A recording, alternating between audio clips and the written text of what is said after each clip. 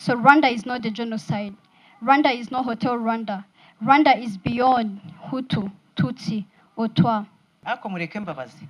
Ubundi muri mwese ninde uza amateka yabaye. Nyine niyo mpamvu natwe badushishikariza. Ndavuze ngo mbare gatatu. Mwese musubire mu rugo. Mama waturetse tukajya mu biganiro. Ngo mugende ibiganiro ndabyigiramo. Mwebwe amateka murayazi.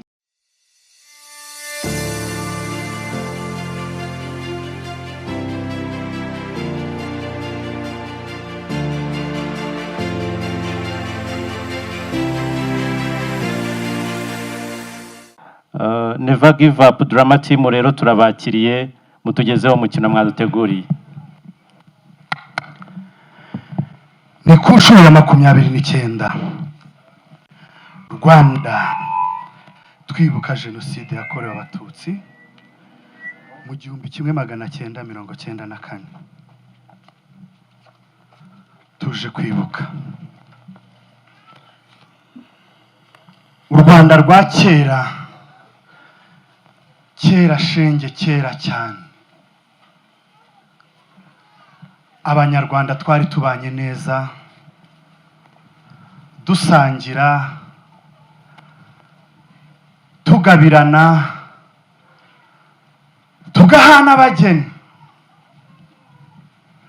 Ariko siko byaje gukomeza. 59 Abatutsi baratotejwe, baratwikirwa, bakurwa i Rwanda berekezwa ishyanga.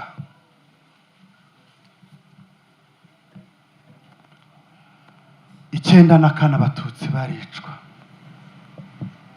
Ariko uko byagenda kose Rwanda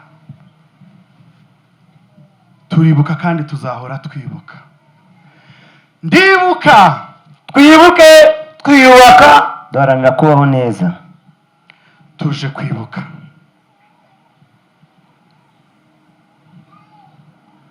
Turibuka kuko turiho. Ni ku nshuro ya 29 twibuka Genocide yakorewe Abatutsi. Ariko uko iyi myaka ishize, iki gihe iyo kigeze, hari abumva ari nk'ejo hashize cyangwa icyo gihe bakirimo. Ariko uko biri kose turibuka. Mwe mizi y'amateka asharira yashibutsemo amashami.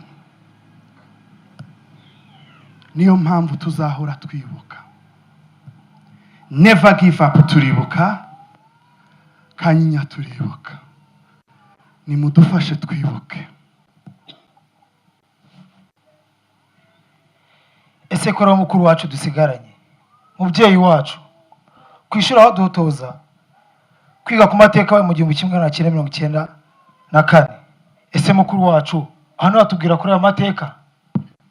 Yego kandi koko kwishuri buri gihe badushishikariza ko nitugera mu biruhuko tuzaya twegera abakuru bacu cyangwa ababyeyi bacu ku mateka yaranze mu 1994. Ese mukuru wacu aho ko turi mu biruhuko ntiwatunyura kuri aya mateka? Tuzeka kandi utete kunyumve neza.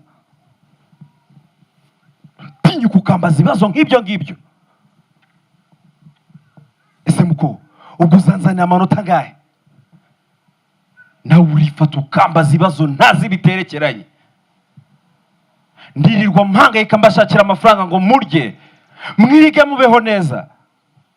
Kumurambaza ibibazo biterekeranye w'icyenda kane. Umva nagiye sigare muri ayo matiku yanyu. Sigare muri ayo matiku yanyu rwose. Ni ku nshuro ya 29 u Rwanda rwibuka Genocide yakorewe Abatutsi mu 1994. Ariko birababaje, biteye agahinda n'akababaro kubona hakiri ababyeyi abavandimwe bameze nk'uyu. Ariko nibyo koko mu mashuri amateka barayigisha.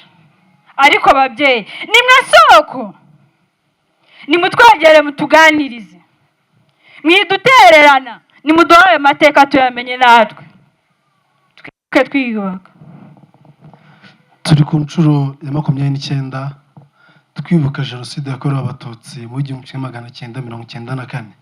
twigishijwe kubabarira, twigishije no gusaba imbabazi, twigishijwe ubudaheranwa ndetse n'ubunyangamugayo. ariko nerwa agahinda, nerwa ipfunwe ndetse n'umubabaro ko badashaka kutwereka aho abacu bari. hari abari mu magereza, yego hari n'abababariwe bari hanze mu miryango, basuye imiryango, ariko ndabasabye, ndabinginze mutwereke aho abacu bari, tubashe kubashyingura mu cyubahiro. wenda twajya tubasura tukabaganiriza, ariko tuzi aho bari. ndabinginze rero, ndabatakambiye mudutungira agatoki, tubashe gushyingura abacu mu cyubahiro. twibuke twiyubaka. mushiki wanjye enda hano tujye mu biganiro, dore urubyiruko hari byinshi tuba dukeneye kumviramo. amasaha dore yadufashe. muhagararaho bite byanyu, ubundi ko mbona mushareranye nka zene mutamu, mushoreye mugwa he? Mama ubwo ntabwo uzi ibihe turimo. Ibiki se? Ibihe turimo mama bimeze bite? ntabwo uzi ko turi mu gihe cyo kwibuka jenoside yakorewe abatutsi mu 1994. kandi ku ishuri bakaba badushishikariza yuko tugomba kujya mu biganiro bakatubwira amakuru, cyane ko banatubwiye ko urubyiruko ari rwagize uruhare runini. ntabwo minerivare nishyuye ariyo kujya kumva ibyo. mame tureke tujye mu biganiro, ni ukuri nk'urubyiruko dukeneye ibivugirwa muri ruriya ruganiro kugira ngo twigire ku mateka nk'urubyiruko, twubake u Rwanda twifuza kandi ruzira ingengabitekerezo. mame ni ukuri mama, ni ukuri ibiganiro turabikeneye. ariko mureke mbabazi, ubundi muri mwese ninde uza amateka yabaye? nyine niyo mpamvu natwe badushishikariza. ndavuze ngo mbare gatatu mwese musubire mu rugo. mama waturetse tukajya mu ndavuze ngo biganiro. mugende, ibiganiro ndabyigiramo, mwebwe amateka murayazi. Sibuya mama, dutewe n'iki kutuzi? mwihute mugende. kuri iki gihe, kuri iyi myaka 29 ishize twibuka jenoside yakorewe abatutsi, haracyariho ababyeyi bameze nk'aba bakumira abana kujya mu biganiro, kandi nk'aba iyo babakumira usanga nabo batagiyeyo. babyeyi mureke twigire ku mateka. urubyiruko nirwo rwagize uruhare runini muri jenoside yakorewe abatutsi. nimureke banagira uruhare mu kubaka igihugu. bazayamenya mwabarekeye mu rugo.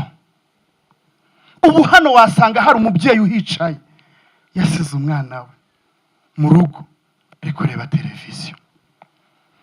kera tukiva ku mashuri twabonaga abandi bana bari kujya kwa ba nyirakuru, kwa ba sekuru, guteta kwa ba nyirasenge. tukabaza ababyeyi impamvu twebwe arira agashoka ku matama, ntibatwereke, ntibatubwire. ariko ubu turabyumva neza cyane. ni agahinda mwari mufite. cyo rero babyeyi, mutwegere nk'urubyiruko, mwitubuza kujya kwiga amateka. umwana agomba kuza kumva ibiganiro nk'ibi muri iki gihe. numukumira igihugu kizubakwa nande. twibuke twiyubaka.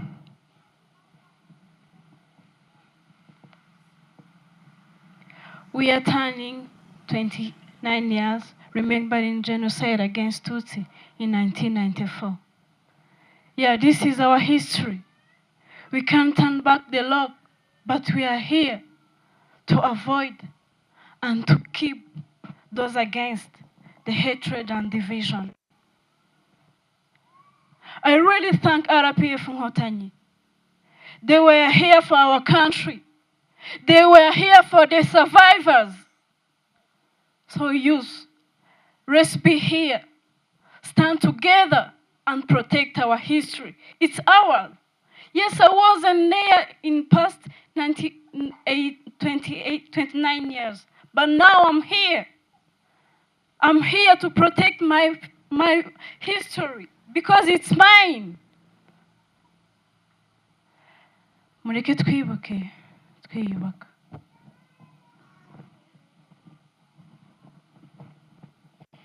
The weight of commemoration to those who ask why. Bazibuka kugeza ryari? Isn't it high time they move on?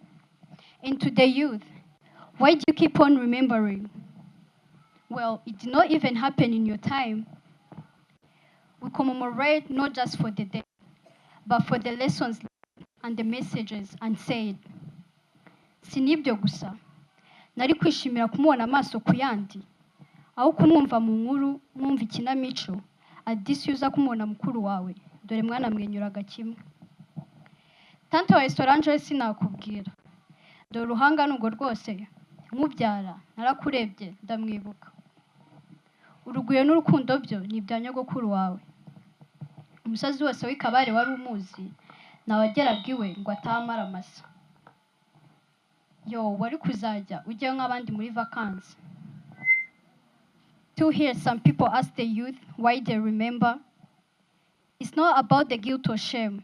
It's about acknowledging the pain and ensuring it never happens again. Burya utazi yajya, burya utazi yava, namenye yagana. Kimwe nuko utazi yajya, namenya ko yayobye. Twarariraye, reka turibare. And to those who are still doubting Rwanda, let me break it down for you. Rwanda is beyond the shadows of genocide. Rwanda is beyond the hotel narrative of Hotel Rwanda. Rwanda is a shining beacon of hope and unity.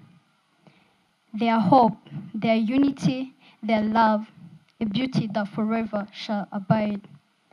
Though the darkness of the genocide threatened to divide us, we emerge strong, united, and above all, we refuse to fall. So Rwanda is not the genocide. Rwanda is not Hotel Rwanda. Rwanda is beyond Hutu, Tutsi, or Twa. Kubw'ibyo rero, twahisemo ubumwe, twahisemo umurimo, twahisemo gukunda igihugu.